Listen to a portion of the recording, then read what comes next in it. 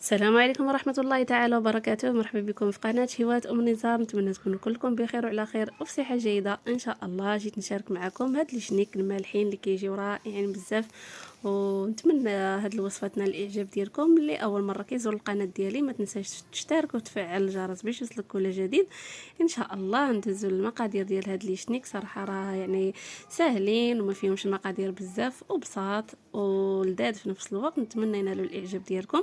هنايا عندي واحد الكاس ونص ديال الحليب يكون دافي، معلقه كبيره ديال خميره الخبز، شويه ديال الزيت البلديه، شويه ديال الزعتر وشويه ديال الملحه، وعندي كاس ديال الطحين ديال الفورس، فورس الحلويات يعني دقيقه الحلويات. خديت واحد المول درت فيه هذاك الكاس ديال الطحين وداك الكاس ونص ديال الحليب، ودرت معاهم هذيك معلقه كبيره ديال الخميره ديال الخبز. غادي نخلطهم مزيان مزيان. المهم الحليب كيكون دافي، نخلطهم مزيان حتى كينسجم هذاك يعني داك الخميره وداك الحليب وداك الطحين حتى كينسجموا. من بعد غادي نغطيهم بواحد السلوفان، غادي نخليهم واحد 15 دقيقه حتى ل 20 دقيقه على حساب يعني الجو. انا دابا راه الجو بارد، خليتهم تقريبا واحد 20 دقيقه. من بعد ما غنخليهم يعني يخمروا غادي ناخذ الحشوه اللي غادي نعمروا بها هاد لي شنيك. هنا غادي نحطهم على جنب، وغادي ندوزو للحشوه. عندي هنايا واحد الحبه ديال الفلفله، وعندي هنايا شويه ديال السبانخ لي زيبيناخ، عندي هنايا شويه ديال الفطر المعلب، وعندي واحد الحبه ديال البصله، يعني البصله خضاريه يعني درتها هي وهذيك المهم يعني دوك الاوراق ديالها وهذا. شويه د الزيت، شويه د البزار، شويه د الملحه وشويه التحميره. عندي هنايا شويه ديال سميتها مشيت ليا سميتها الثومه، واحد جوج دروس هكا ديال الثومه.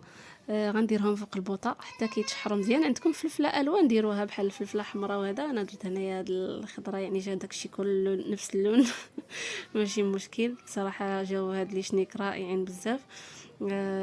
هنايا غادي نشحرهم مزيان. وهذوك لي زيبيناغ يعني راه كيجيو حتى هما رائعين في بحال هاد الحشوات، ما كيبانوش بالنسبه اللي يعني كيبغيو ياكلوهم وما كيقدروش ياكلوهم، كيديروهم بحال هاد الحشوات راه ما كيبانش المذاق ديالهم يعني كتاكليهم في نفس الوقت ما باينينش.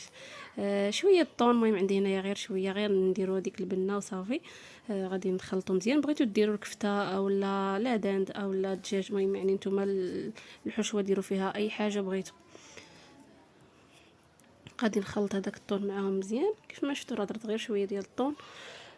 غادي نخلط كلشي وغادي نخليه على جنب يعني حتى كتبرد هذه الحشوه بين ما نوجد العجينه ديالي.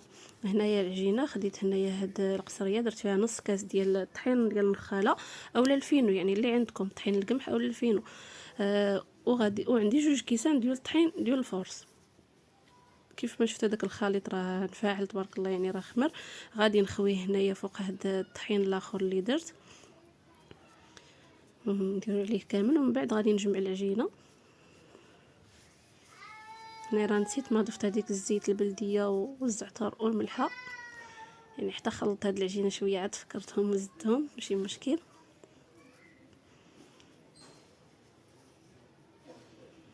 كيف ما شفتوا هنا راه غادي نضيف هذيك الزيت البلديه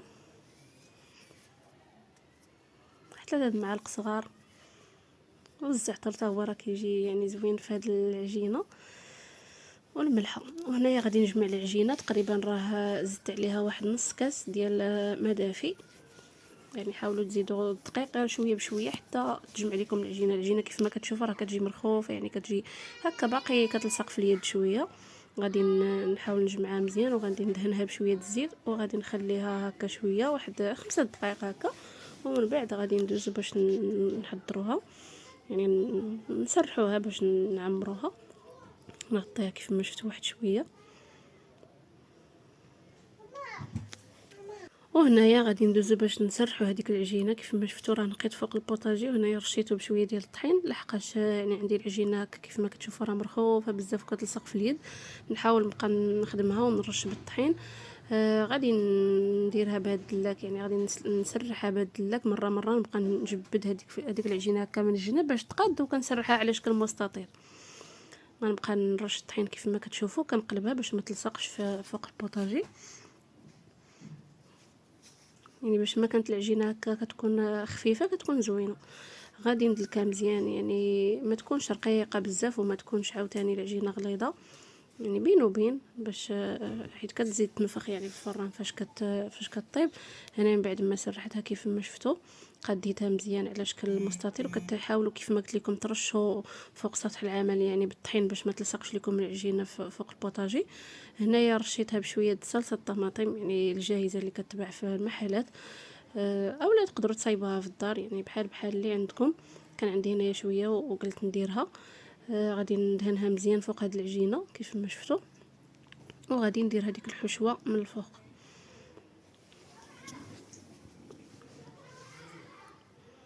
يعني هاد الحشوه راه كتجي هي هذيك يعني مقاده مع العجينه، ما كتكونش كثيره وما كتكونش قليله، يعني كتجي هي هذيك.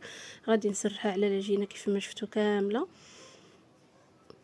وغادي ناخذ هاد يعني هاد القطعه وغادي نحاول نقطع هاد العجينه بهذا الشكل كيف ما كتشوفوا. نتوما بغيتو تروليو العجينه روليوها يعني على شكل هكا حربول تكون طويله على الطول ديالها، ومن بعد قطعوها بالخيط. المهم انا كندير هاد القضيه كتجيني احسن من هذيك الا روليتيها فاش كتجي تقطعها بالخيط ما كيبقاش عندها داك الوجه هكا زوين. فاش كتروليها بحال هكا كتجي زوينه، يعني كيجي الوجه ديالها هكا يعني زوين كيف ما شفتوا. غادي نبدا نرولي دابا هنايا هاد الجناب كيف ما شفتوا كيوليو بحال هكا، ومن بعد غنرولي كلشي.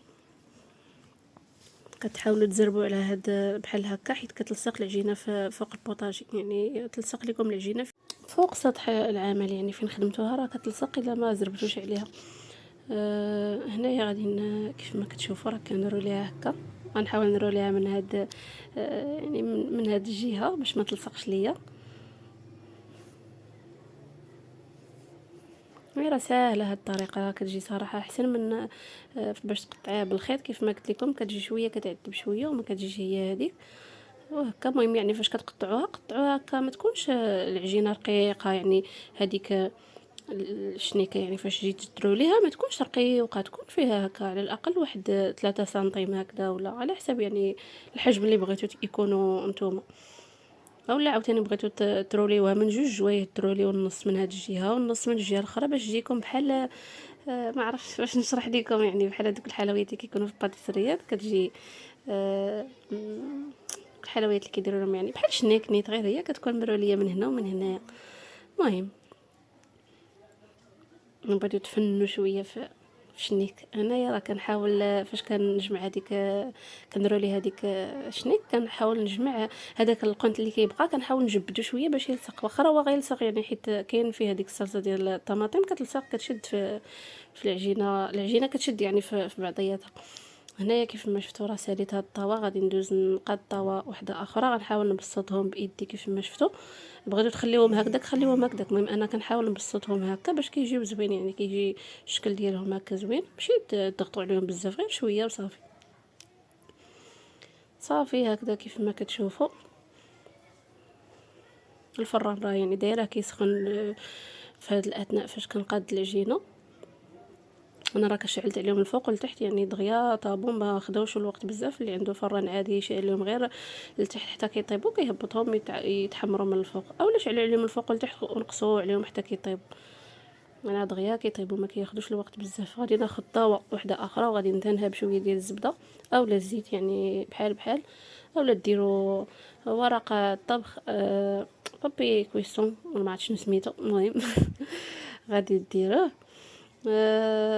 انا ما كنستعملوش صراحه حيت كاين واحد النوع اللي فاش كتحطي عليه بحال هذا الشيء كيلصق لك معاه.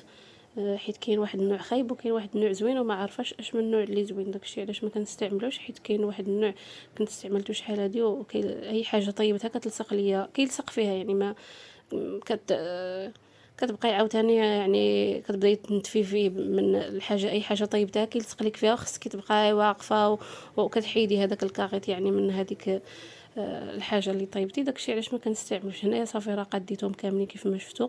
من بعد ما طابو غادي ناخذ شويه فرماج هكا احمر اولا موزاريلا، يعني اي واحد عندكم. وغادي نديرهم من الفوق ونعاود نردهم للفران يتحمروا. بغيتو دهنوهم بالبيض قبل ما تدخلوهم الفران يطيبوا، بغيتو دهنوهم بالبيض دهنوهم، كيجي واحد الشكل ديالهم من الفوق كيجي رائع. يعني كيجي هكا الشكل ديالهم زوين بزاف من الفوق الا دهنتهم بالبيض. انا راه ما درت لهم لا بيض لا حتى شي حاجه، خليتهم هكذاك. واللي بغى يدير ليهم فرماج الساندويتش من الداخل يديروا، المهم يعني اولا فرماج نيت احمر من الداخل، يعني اللي يعجبكم كتضيفوه ليهم. هنا انا درت غير فرماج من الفوق، وراه جاو زوينين بزاف كيف ما قلت لكم. يعني كيجيو طبيين وكيجيو هكا كتبدلوا بهم شويه. آه كيف ما شفتوا هنايا راه كنستفهم في هذا طبق التقديم. درت هنايا في هذا الطبق غير شويه ديال الربيع ديال قزبر مع الناس. الا عندكم الخص ديروه، يعني غير زواق وصافي. غادي نقادهم. انا راه باقي كانوا عندي شي وحدين اخرين في الفران يعني كيطيبوا، ونحاول نقادهم مزيان ومن بعد نوريهم لكم كيفاش جاو. وهذه هي الوصفه ديالنا ديال اليوم. كيف ما كتشوفوا راه كيجيو زوينين، كيجيو لذاذ بزاف. نتمنى هذه الوصفه تنال الاعجاب ديالكم. اللي عجبو الفيديو ما ينساش يبارطاجي مع الاصدقاء ديالو، ما تبخلوش عليا بلي لايك ولي كومونتير ديالكم. شكرا بزاف على الدعم ديالكم، والى وصفه قادمه ان شاء الله. والسلام عليكم ورحمه الله تعالى وبركاته.